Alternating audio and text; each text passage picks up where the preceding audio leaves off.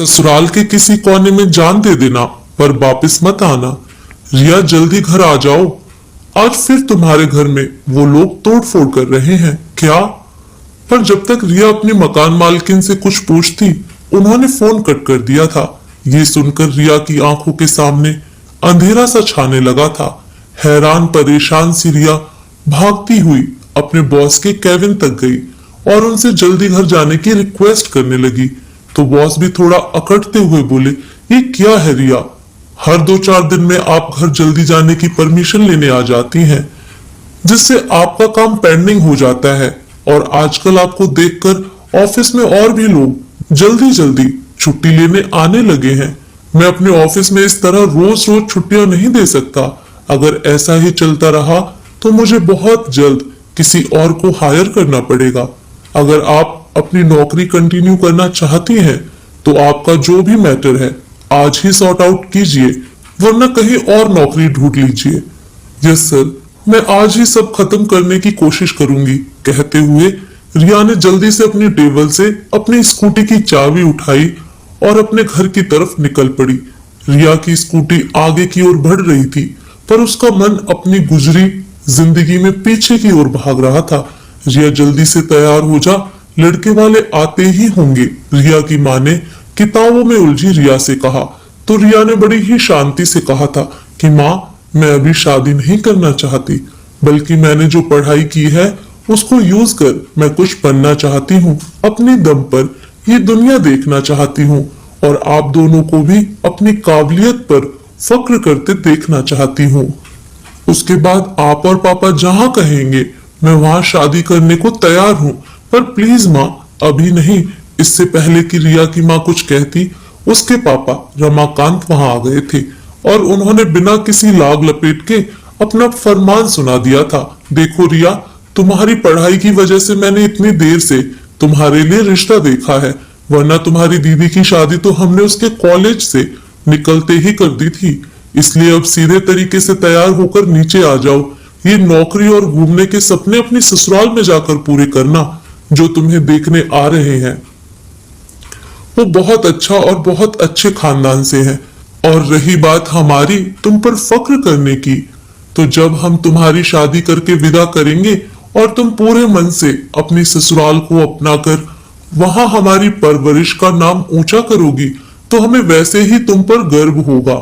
उसके लिए तुम्हें नौकरी करने की कोई जरूरत नहीं है। रिया अपने पापा से कुछ कहती, उससे पहले ही वो वहां से जा चुके थे और माँ भी पापा के सुनाए फरमान के खिलाफ जाने के मूड में बिल्कुल नहीं थी। रिया ने भी अपने माँ पापा के सामने घुटने टेक दिए थे और तैयार होकर बाहर बैठे लोगों के सामने अपनी नुमाइश करने को तैयार हो गई थी, क्योंकि जिसने ये जीवन दिया उनसे ही अपने जीवन के लिए क्या और कैसे लड़ सकती थी।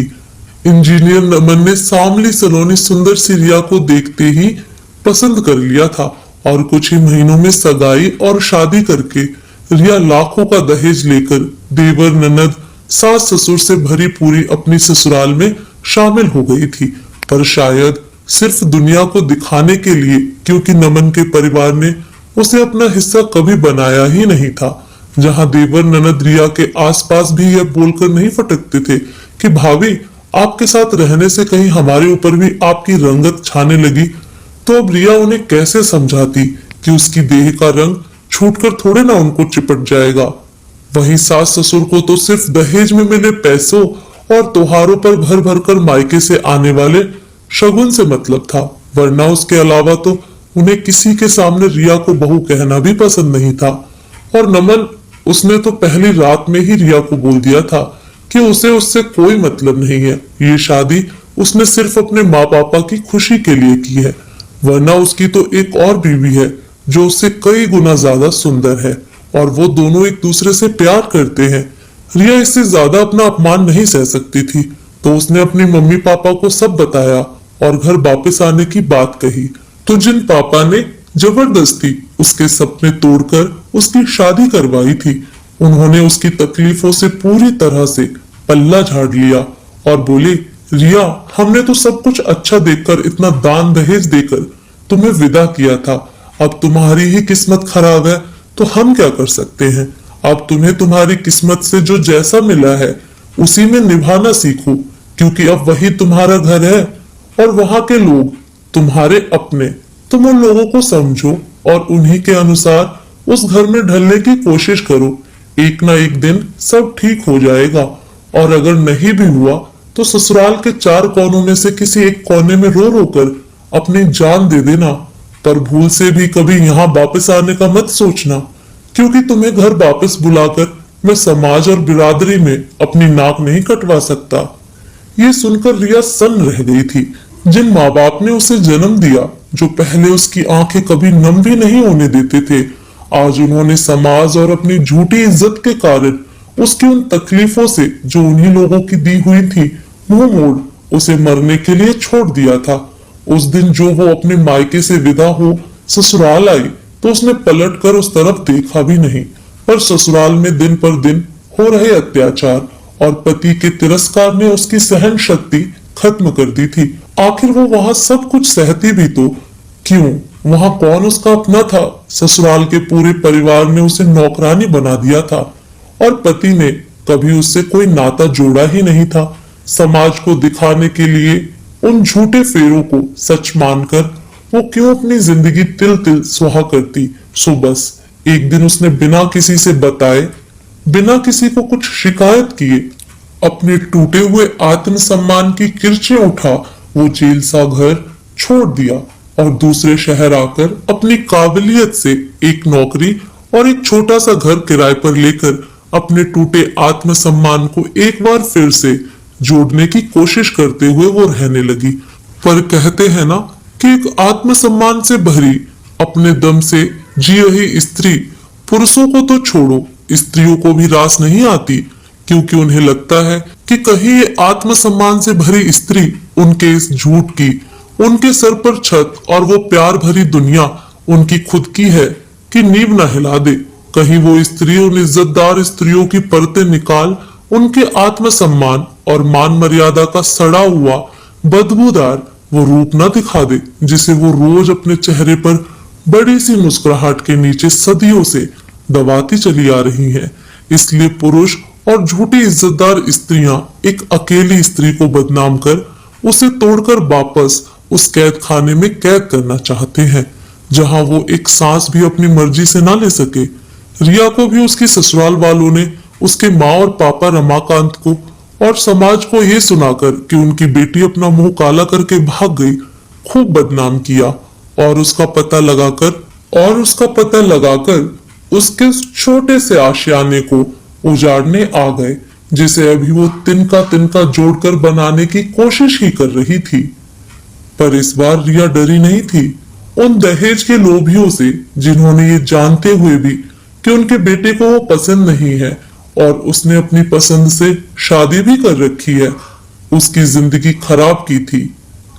उसने अपने साथ पुलिस लाकर और ससुराल वालों के खिलाफ सबूत दिखाकर अपने आसपास रह रहे लोगों को सच्चाई से रूबरू करवाया था, वरना ये समाज फिर से उसे ना किए गए जुर्म की सजा देकर उसे चरित्रहीन साबित कर उसके पंख काटने की कोशिश करने लगता। पर रिया की हिम्मत की वजह से उस दिन वो लोग कामयाब नहीं हुए थे और पुलिस के डर से सब अपनी गलियों और कालिक का पिटारा अपने ऊपर ही उड़ेल चलते हुए थे। पर आज फिर उसके छोटे से आशियाने और उसके सम्मान पर खतरा मंडरा रहा था, इसलिए वो अपनी स्कूटी लेकर जल्द से जल्द अपने घर पहुंची थी। पर वहां का नजारा देखकर एक बार को तो उसके पैरों के नीचे से जमीन ही खिसक गई थी, पर फिर खुद को संभालते हुए आगे बढ़ी और अपने पापा के पैर छूते हुए बोली, पापा, आपने इतने महीनों बाद मेरी खोज खबर ली, वो भी सिर्फ मेरी छोटी सी दुनिया को मिटाने के लिए। आप ऐसे ही बोल देते, ये सारा सामान मैं आपके घर भिजवा देती बिना किसी सवाल, बिल्कुल वैसे ही जैसे आपके पसंद के लड़के से शादी कर ली थी। मैंने तुम्हारे लिए इतना अच्छा घर और बर देख लाखों का दहेज देकर तुम्हें विदा किया। सोचा था तुम अपने ससुराल में निभाकर हमारा और हमारे खानदान का नाम ऊंचा करोगी, पर तुमने क्या किया? अपने पति को धोखा देकर अपनी ससुराल और मेरी इज्जत मिट्टी में मिलाकर भाग आई और यहाँ अपना मुंह काला कर इतनी शान से रह रही हो जैसे कुछ हुआ ही नहीं हो। रमाकांत जी की जलती आंखों से देखते हुए रिया से चिल्ला कर बोले तो रिया एक फीकी मुस्कान के साथ बोली, हाँ, आपके उस अच्छे देखे घर और बर ने मेरे साथ नौकरों से भी बदतर सलूक किया था। न जाने कितने दिन मैंने उस घर में सिर्फ पानी पीकर उन लोगों की मार सहते हुए गुजार दिए थे, सिर्फ आपकी इज्जत के लिए पापा। पर जब सहन नहीं हुआ था तो आई थी ना मैं आपके पास, पर आपने तो मुझे मेरी किस्मत का हवाला और घर के चार कोनों में से किसी एक कोने में मरने की नसीहत देकर मुझे वापस उसी कैद खाने में भेज दिया था। पर यूं घुटन भरी मौत मुझे मंजूर नहीं थी, पर यूं घुटन भरी मौत मुझे मंजूर नहीं थी पापा। बस इसलिए मैं वो सब छोड़ आई थी। और यकीन मानो पापा, मैंने यहाँ मुंह काला करने जैसा कोई काम नहीं किया है, पर आपने भी समाज की तरह अकेली रह रही अपनी पहचान बना रही बेटी को गलत समझा। पर पापा, आपको मुझ पर भरोसा नहीं है ना सही, पर कम से कम आपने अपने दिए संस्कारों और परवरिश पर ही भरोसा कर लिया होता तो कम से कम आप मेरी नजरों में गिरने से तो बच जाते। काश आप समझ पाते कि ससुराल में ना निभने में हमेशा गलती लड़की की नहीं होती। कभी कभी ससुराल वाले खुद ही उस लड़की को अपना नहीं पाते। पर चलो कोई नहीं, उस दिन आपने मुझे एक नसीहत दी थी, आज मैं एक नसीहत आपको देती हूँ कि किसी भी अकेली रह रही लड़की पर शक मत करना, वरना उसका तो कुछ नहीं बिगड़ेगा, पर उस पर उंगली उठाने के चक्कर में आप खुद बदनाम हो जाओगे, जैसे यहाँ हो गए हो। ये सुनते ही रमाकांत जी ने अपनी नजरें चारों तरफ घुमाई, जहां सब कह रहे थे, कैसा बाप है ये जो अपनी बेटी पर ही शक कर रहा है। क्या इसने अपनी बेटी के चेहरे और शरीर पर वो गहरे घाव के निशान नहीं देखे? भगवान ऐसा बाप किसी को भी ना दे। जैसी बातें करके सब उसे ही धिक्कार रहे थे। तभी रिया की मां आई और रमाकांत जी के लाए हुए लड़कों को परे धकेलते हुए बोली, परे हटो, अगर मेरी बेटी के सामान को हाथ भी लगाया तो हाथ पैर दोनों तोड़ दूंगी तुम लोगों के। फिर रमाकांत जी की तरफ मुंह करके उन्हें धिक्कारते हुए बोली, शर्म नहीं आती आपको अपनी ही बेटी पर शक करते हुए? पहले तो उसकी मर्जी के खिलाफ उसकी शादी कर दी, फिर जब वो वहां से परेशान होकर घर आई तो उसे घर से निकाल उसकी ससुराल में उसे मरने को छोड़ दिया। और उसने जब आपकी चुनी उस दुख भरी जिंदगी को छोड़ खुद के दम पर कुछ करना चाहा तो एक बार फिर से आ गए उसकी दुनिया उजाड़ने। पर अब ऐसा कुछ होने नहीं दूंगी मैं। आज आपने मेरी परवरिश पर उंगली उठाकर बहुत गलत किया है। पहले मैं सिर्फ आपकी पत्नी होने का फर्ज निभा रही थी, डरती थी कि कहीं आपने अपने घर से निकाल दिया तो कहां जाऊंगी। पर मेरी बेटी ने मुझे सिखाया है कि जब तक एक स्त्री अपने मान के लिए खुद खड़ी नहीं होती उसे उसके हिस्से का सम्मान नहीं मिलता।